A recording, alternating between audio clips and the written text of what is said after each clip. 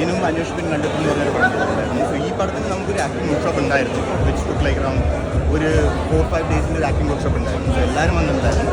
അതൊരു സ്പെസിഫിക് ആയിട്ട് ഇന്ന ആക്ടിംഗ് അല്ല, എനിക്കൊന്ന് ഓവറോൾ നമ്മളുടെ ഒരു ഗ്രൂപ്പിന് ഒത്തുചേരാനുള്ള എനിക്ക് തോന്നുന്നു ഐസ് ബ്രേക്കിംഗ് സെക്ഷൻ പോലെ ആയിരുന്നു.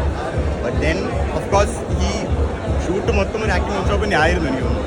എല്ലാവരൊക്കെ ഡയറക്ടേഴ്സ്, എല്ലാവരും നല്ല ആർട്ടിസ്റ്റ്. സോ ഐ ഗെസ് കുറേയധികം ചെയ്യാൻ പറ്റി, കുറേയധികം പഠിക്കാൻ പറ്റി.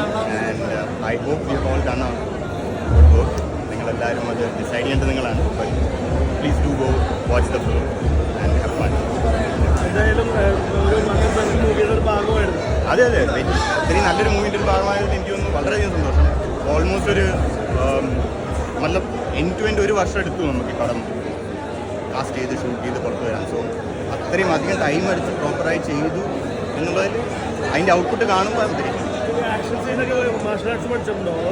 മാർഷൽ ആർട്സ് ഞാൻ ഇതിനായിട്ട് പഠിച്ചതല്ല, പക്ഷെ ഞാൻ ചെയ്യാറുണ്ടായിരുന്നു. സോ പക്ഷെ ഇതെനിക്ക് ഭയങ്കര എന്താ പറയുക ഒരു ഫ്രഷ് ഇതാണ്. ഹാർനസ് ഒന്നും യൂസ് ചെയ്തിട്ട് ആദ്യമായിട്ടാണ് ചെയ്യുന്നത് എനിക്ക് തോന്നുന്നു.